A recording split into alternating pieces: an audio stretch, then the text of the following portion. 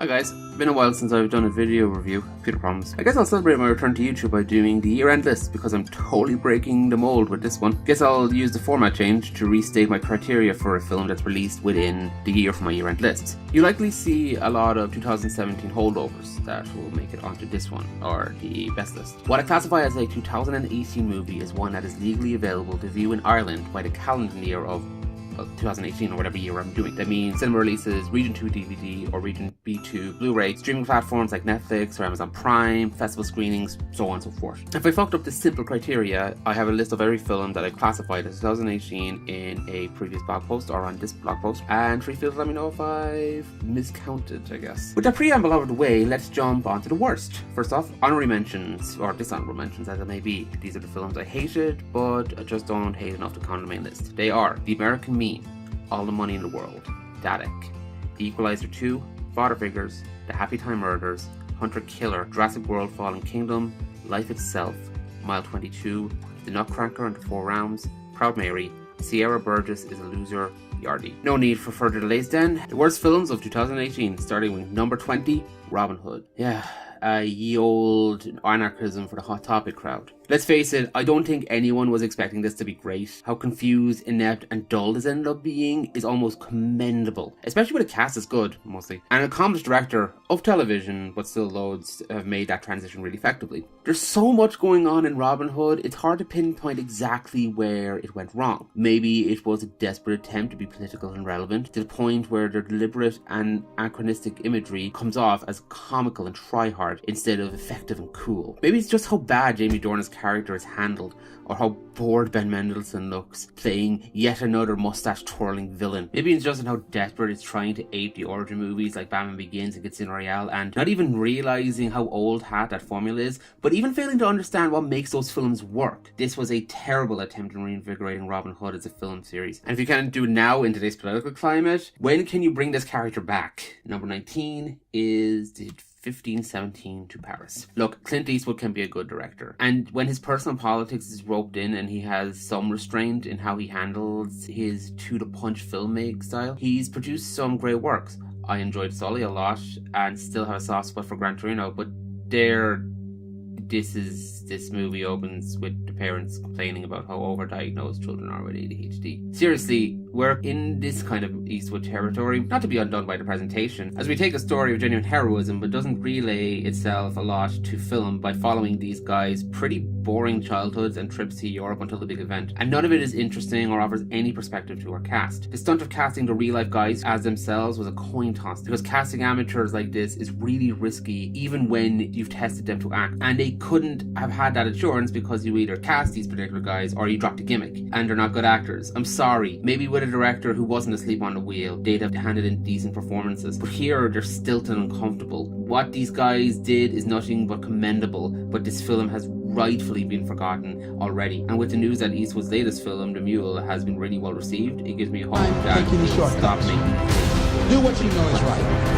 And number 18 is the Cloverfield paradox. I guess the Cloverfield gimmick has lost a lot of steam, which is amazing because all they had to do was not bank on terrible films to get people's attention. This movie was so terribly received that they planned to put a Cloverfield label onto Overlord's reshow. Yes, Overlord's had a lot of fun. It's a pretty creative science fiction idea told in the blandest, most obvious way possible. It has a stale and really unimpressive character list with some good actors gliding their way through their roles. God bless Gugu Mbatha-Raw for doing her best in shit, because she's deserving a lot more than what she was given. It has one of the most insulting and self-indulgent endings I've seen all year. It doesn't help with how terrible and boring the rest of the movie is. Not really sure what else to add to this. If you haven't seen it, you'll likely know how terrible it is by reputation. If this series or brand or whatever the fuck it is going to continue, pick better scripts. And number 17 is I Feel Pretty. Hoo boy! An Amy Schumer movie about confidence and body image. I'm sure this can only be right, and god damn, it's pretty fucking crap, alright. And honestly, this wouldn't be so bad if they just used the premise to actually make some form of statement about body positivity and how it's so pervasive that it warps our own perceptions. Instead, we get it as an excuse for Lowe's common denominator jokes and using Schumer's self-deprecating persona to sell the movie while pretending to address the issues to give them some clout. Even if I didn't like her films in the past, I think Schumer can be really funny given the right material, and in her defense, she didn't write this. But this is just tailor-made to get a check using her name and public perception. There's no creativity or substance. It's just a flat,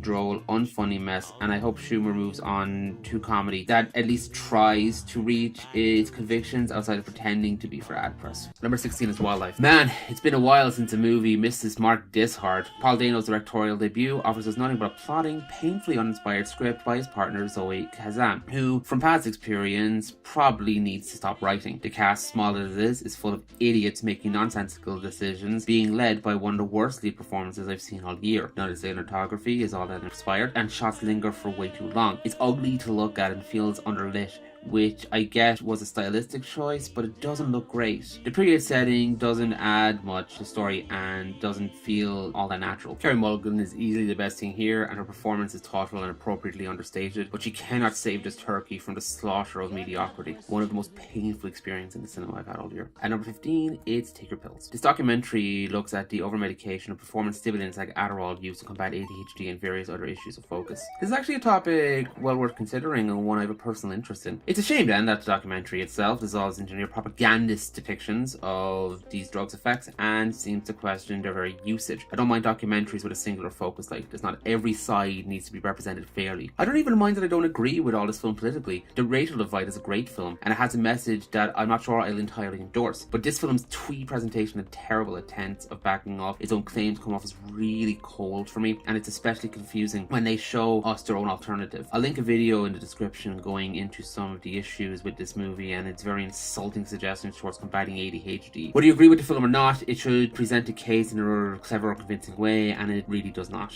Number 14 is Deadwood. Hey look, Eli Roth made a bad film, so he made an Eli Roth movie. Regardless of its leanings on gun violence and how to deal with the elements of crime, this movie is just terrible. Bruce Willis is fucking asleep on the wheel here, and I cannot remember a more bored-looking performance in quite a while. The tone is so all over the place. They clearly didn't know what they wanted it to be. Vincent D'Onofrio clearly had a bigger part to play in the story, but it never came into fruition, so his inclusion is rather pointless. It's a drab, flavourless, confused, and worst of all, dull remake to a classic, and I'm glad, unlike the original, it has already been forgotten. Number 13 is Tao. I'm pretty sure this was the first movie I saw, heard Gary Oldman in since he won his Oscar. That was a sobering experience.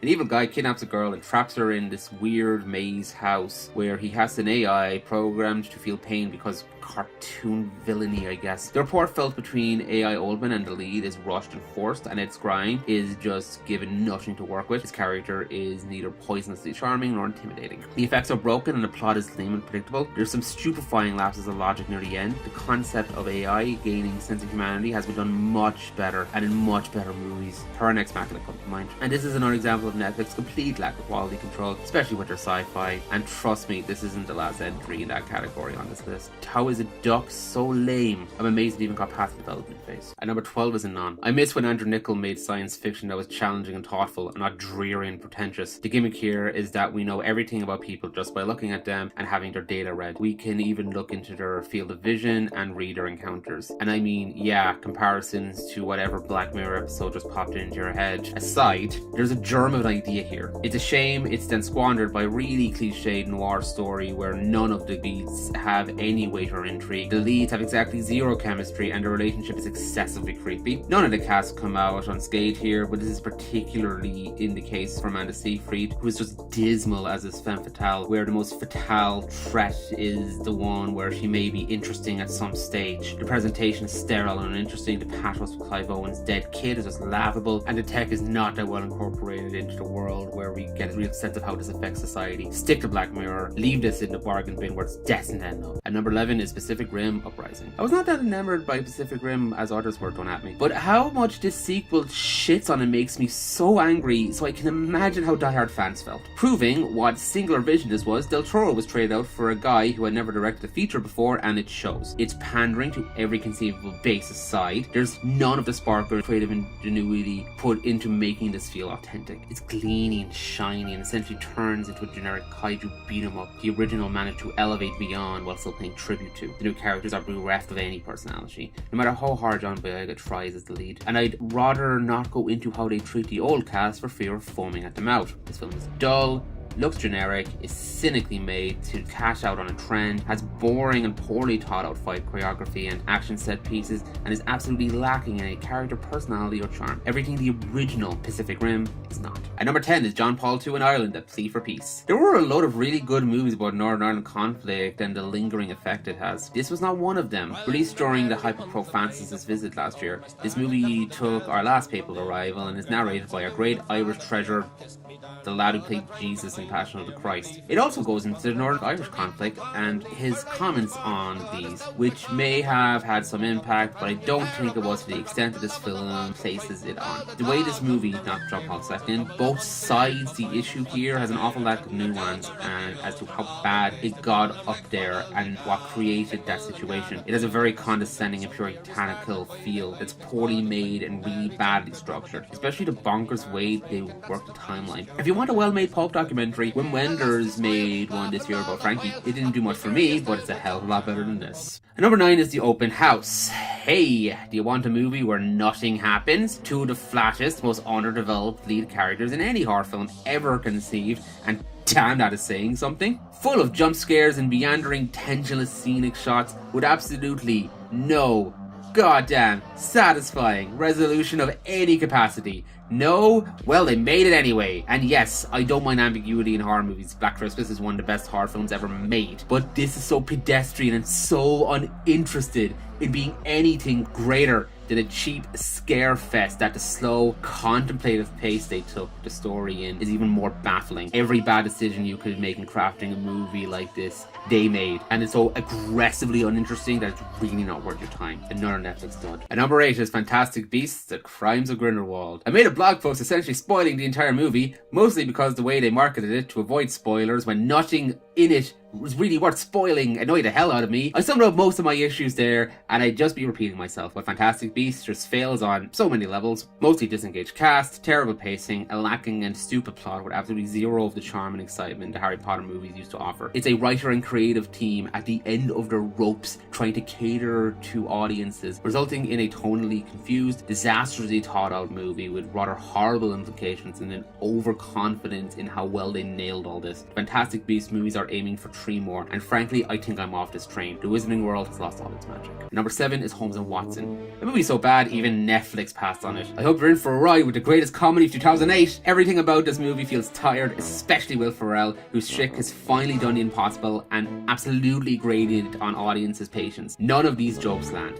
at all. There's an incredibly self-indulgent cameo from Hugh Laurie, one of the worst Donald Trump jabs I have ever seen. Every gag goes on for an eternity. There's no pace or energy into how these are timed. Whatever chemistry Pharrell and John C. Reilly had that made everyone love them in Step Brothers is long gone. Everything about this is dated. It feels like a parody of the Guy Ritchie Holmes movie that came out 9 years ago. Even with how high it is on this list, I still think its badness is overblown, but holy crap do I get why people despise this. And the walkouts and everything. One of the absolute unfunniest movies I've seen all year. May it kill the style of comedy. And number 6 is Slaughterhouse Rules. Oh boy, Simon Pegg and Nick Frost are in a movie together. This is going to be amazingly shit. And it's not so much down to them, or even that they're only in one scene together, even though they really hit in the marketing that they're in a movie again together. Taking a pot shot at elitist British boarding schools, a really fun premise is bogged down by a completely lacking script with no sense of energy or creativity. They got to monsters invaded a boarding school due to fracking, and outside of 1 or 2 other ideas, that's the extent of where they wanted to take it. The senior cast are painfully underutilized here, especially an embarrassing Peg, who's trying his best to make his character even remotely memorable. It has a flat and completely unlikable lead, whose arc they just ripped off Eggsy from Kingsman and just forgot why that worked. Such a lackluster and terribly disappointing endeavor. If this is the start of some production company for Pegg and Frost, perhaps their efforts are better put into finding a more solid script. Is Edgar Wright up to much now? And number 5 is Status Update.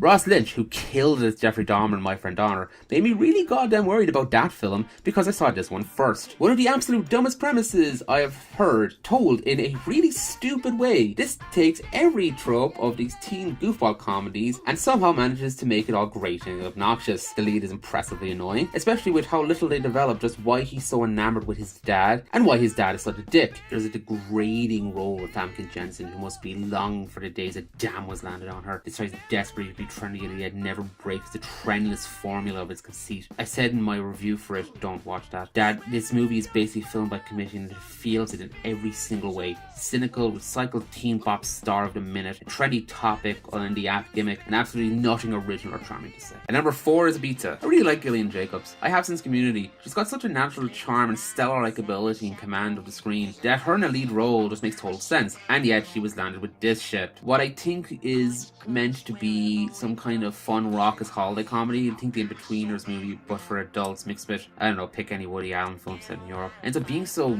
mean-spirited and ugly. I mean, the cinematography doesn't really help here. It's really not shot like a screwball comedy, but even the tone and the way it lands stuff on its main character, it's weird to see a comedy miss its mark so hard when all the elements are lined up for you. I mean, the lead could be likable, the romantic pair have decent chemistry, and our comic relief friends aren't completely obnoxious and annoying. Tag on to that a plot that just takes way too long to get going, some awkward and false ways of starting and stopping tension, the most nutting burger subplots for the friends, and you have one of the worst, most difficult to watch comedies this year. And it's not even the most obnoxious this time, it's just draining. What a perplexingly misjudged film. And number 3 is Mute. Duncan Jones' more direct follow-up for Moon took years to finish, and it feels as such, with a flat and obvious setup and some of the worst payoff I've seen in years. It's hard to know where this film's head is at. It also kind of sucks with the inevitable Blade Runner comparisons, thanks to proximity to the release of Blade Runner 2049. Make all the jokes you want that we're in 2019, that world felt fresh and alive. It had its own internal logic. This one is filled with half-cocked ideas and visuals no one really fully explored, and characters who act more like robots than the robots in Blade Runner. Paul Rudd should have been the lead and is also the worst. I don't know if it's the casting, but his character's skin-crawlingly unbearable, and I gave no fucks if he stored his life on or not. He's a really bad foil for the plank of wood that is our hero, but he's also uninteresting in his own right, and I just don't care about his daughter. Maybe there was something here until the production hell took that away, but there's no denying that this was a misfire. Further proof that sadly Mr. Jones may have been a one-trick pony all along. Number 2 is Terminal. This film is kind of amazing in how broken it is. I don't know how much I want to say in case I review this later. This film is so incompetent. It manages to not be able to balance just 5 characters in the entire story. None of the subplots have any coherent thought into their presentation. It feels like they're making a point about how isolated everything is, and yet this could also easily be a cost-saving measure, and you legitimately do not know. Everything feels overshot and fake, and it lies in the space of being too real to be stylized and not real enough to be intentional. Mike Myers is particularly embarrassing here, which is a shame as this was his big comeback after so many years. This is a mismatched, mixed up, strange, terribly thought out, frustrating movie with very pretentious Alice in Wonderland motifs and a third act with some of the most baffling and incomprehensible twists of all movie kind. Seriously, they clearly knew where twists worked, they just didn't know why or how many. A complete and utter fascinating failure. Despite my best judgment, I'll likely see it again. And the worst movie of 2018 is Slenderman. Shock of shocks, right? I kind of wanted Terminal to be my worst, but this had to be there. One of the absolute worst cinematic experiences of my life. I wanted to leave so badly, but I wasn't letting this fucking thing break me. Slenderman may have worked back when Slenderman was an actual topic of discussion in the popular zeitgeist, and also if they hadn't pretty much done this concept in Bye Bye Man, which is also shit. All the acting is terrible, the movie looks terrible, the score is shoddy and badly thought out. It's clearly been gutted to get the rating down because the studio wanted to make some more money off this crap. One character just disappeared without any explanation from the plot. Not like taken away by the Slenderman or whatever. She literally just stops appearing after a scene. It's inept, badly timed, and so interfered with. It doesn't even resemble the incredibly shitty movie it was meant to be. No attempts of genuine tension or originality. This is a textbook example of everything wrong with studio mandated filmmaking. It's a pity that nobody will ever stay fucking awake or pay full attention to figure out what went wrong here in a cautionary fashion. Slenderman, mate, you should have just stayed as some random internet ghost story or meme story or collective thought process. I don't know what Slenderman is. Sorry, I'm old. Thanks for listening. I'm trying to take this YouTube thingy more jabby bit more seriously than I have in the past, so if you could like or comment or whatever, I'd really appreciate that. Maybe share it around. I know 2018 list is near the end of January. I'm in the middle of it now. By the time this is done, it'll probably be the end of January, knowing my track record.